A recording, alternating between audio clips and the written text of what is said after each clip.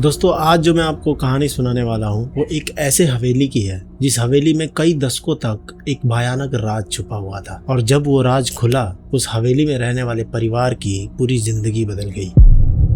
इससे पहले कि आज की मैं कहानी शुरू करूं उससे पहले एक जरूरी बात मैं आपसे करना चाहता हूं। इस चैनल पे काफी दिनों से कभी वीडियो आती थी, कभी नहीं आती थी, कभी लेट हो जाती थी, पर अब हम लोगों ने एक टीम बना ली है और इस चैनल पे हर हफ्ते आपको एक रियल घटनाओं पे आधारित कहानी को सुनने को मिलेगी। इसलिए आपसे रिक्वेस्ट है कि इस चैनल को लाइक, सब्सक्राइब और कमेंट जरूर करें ताकि हमें ऐसे ही आपकी तरफ से मोटिवेशन मिलता रहे। कहानी पे वापस आते हैं। ये घटना उत्तर प्रदेश की प्रयागराज के एक छोटे से कस्बे की है। संगम से लगभग 30 किलोमीटर दूर ये कस्बा पड़ता है और वहाँ पे एक हवेली है जिसका नाम है तिवारी निवास।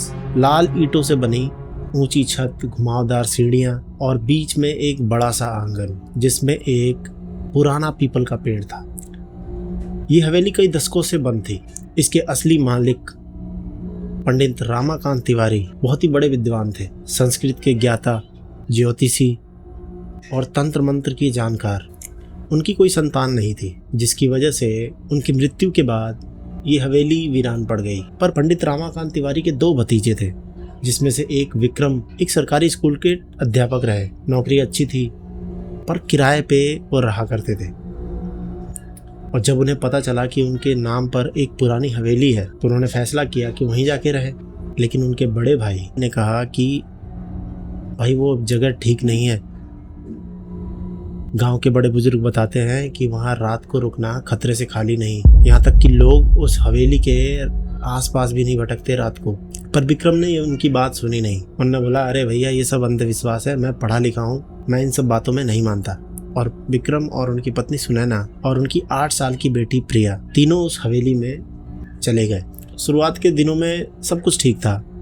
हवेली की साफ सफाई चल रही थी, पेंट वगैरह हो रहा था। विक्रम ने उस हवेली का एक पुराना कमरा था जहाँ पर रामाकांत अपना हवन किया करते थे, उसको तुड़वा कर एक रसोई घर बनवा दिया और वहाँ पे जो पुरानी सामग्री पड़ी हुई थी, मिट्टी के बर्तन, ताम्रपत्र, सब बाहर फेंक दिया। लेकिन यही विक्रम की सबसे बड़ी गलती बनी।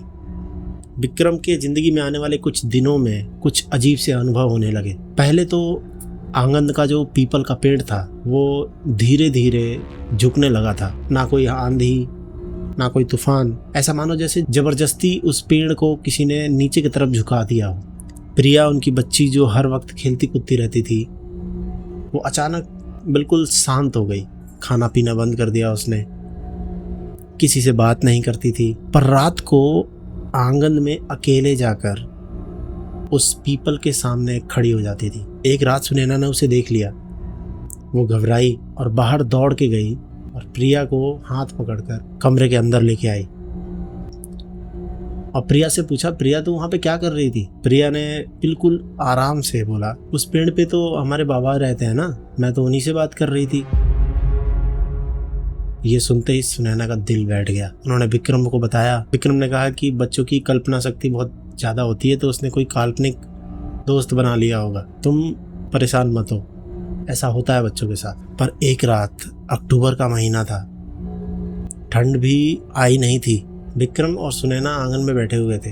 आसमान बिल्कुल साफ था, तारे दिखाई दे रहे थे। तभी अचानक सिर्फ हवेली के ऊपर बादलों का जमावड़ा लगने लग गया और बारिश शुरू हो गई। और वो बारिश बहुत ही अजीब थी क्योंकि वो बारिश सिर्फ हवेली के ऊपर हो रही थी। जहाँ पर पड़ोसी का खेत था वहाँ पर एक बूंद भी बारिश नहीं गिरी। विक्रम ने उठकर दीवार के पास जाकर देखा, उनका हाथ दीवार के उस पार था और बिल्कुल सूखा था और इस तरफ बारिश हो रही थी।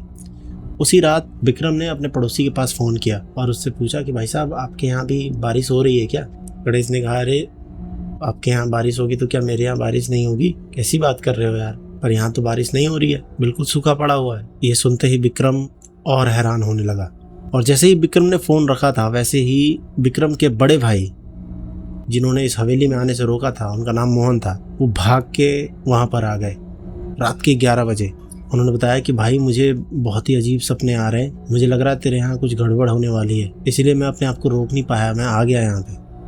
दोनों भाइयों ने मिलके हवेली का जायजा लिया। तभी उन्होंने देखा कि आंगन के बीच में जो चारपाई रखी हुई है उस पर कोई लेटा हुआ है, बिल्कुल शांत, बिना हिले डुले।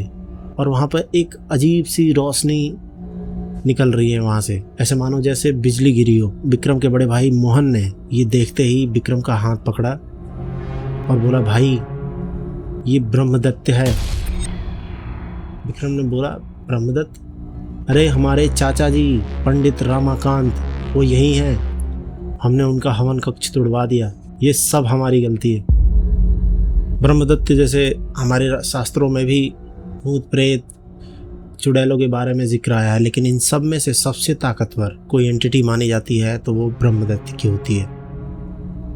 ब्रह्मदत्त वो उनकी आत्माएं होती हैं जो विद्वान ब्राह्मण होते हैं। जब किसी ब्राह्मण की जो शास्त्रों का जानकार हो, अगर उसकी अकाल मृत्यु हो जाती है तो वो ब्रह्मदैत्य बनता है। और ये सामान्य भूत प्रेत नहीं होते, इनकी शक्तियाँ इतनी खतरनाक होती है कि ये लोगों के ऊपर पूरा कंट्रोल कर पाते हैं, प्रकृति के ऊपर भी कंट्रोल कर पाते हैं। एक पल में किसी की पूरी जिंदगी खराब कर सकते हैं।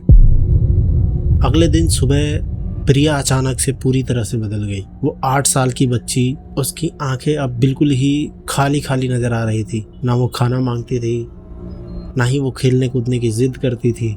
बच्ची से पूछा कि आखिर तुम्हारी तबीयत खराब है या क्या हुआ है तुम्हें? तो उस छोटी सी बच्ची ने कहा कि मेरा पुराना ताम्रपत्र मुझे वापस करो जो तुमने बाहर फेंक दिया था। सुनैना ने डरते हुए पूछा, ताम्रपत्र? ये तुम्हें कैसे पता? और प्रिया ने एक डरावनी आवाज में, जो कि प्रिया की बिल्कुल नहीं थी, उस आवाज में कहा, वही ताम्रपत्र जो उनका था वो वापस करो, नहीं तो इस घर में कोई नहीं बचेगा। सुनैना डरते हुए विक्रम के पास ना जाकर मोहन को बताया, क्योंकि विक्रम तो उनकी बातों पे यकीन करता ही नहीं था। तो अपने विक्रम के बड़े भाई के पास जाकर उन्होंने बताया कि ऐसा ऐसा प्रिया बोल रही है। मोहन ने कहा है तुम हिम्मत रखो, मैं जा रहा हूँ और पंडित द्वारकानाथ जी को लेके आ रहा हूँ। पंडित द्वारकानाथ वाराणसी के बहुत बड़े विद्वान पंडित थे, जिनकी उम्र काफ़ी ढल चुकी थी और महादेव के बहुत बड़े भक्त थे वो, जिन्होंने ऐसे कई मामलों को निपटाया था। मोहन द्वारकानाथ जी के पास गए और उनको बताया कि ऐसा ऐसा हुआ है। तो उन्होंने सिर्फ एक ही सवाल पूछा, क्या हवन कक्ष तोड़ दिया गया? मोहन ने बताया हाँ। पंडित की थोड़ी देर के लिए आंखें बंद हो गई और जैसे ही उन्होंने आंख खोला और जल्दीबाजी में बोला कि चलना होगा, देर मत करो अभी। पंडित द्वारकानाथ जब हवेली पहुंचे तो रात के 9 बज रहे थे। उन्होंने हवेली के बाहर खड़े होकर 4 दिशाओं में देखा और फिर धीरे से बोला, बहुत पुराना है, बहुत ताकतवर है ये और बहुत नाराज भी। वो अंदर गए। प्रिया एक कोने में बैठी थी, आंखें बंद, होठ हिल रहे थे, जैसे अपने मन में ही कुछ गुदगुदा रही हो, पर आवाज़ नहीं आ रही थी। माथे पर हाथ रखा और मंत्र पढ़ा। प्रिया की आंखें खुल गई और वो जोर जोर से रोने लगी। और पंडित जी ने बताया कि इसको अंदर ले जाओ, इसको अभी बाहर मत लाना।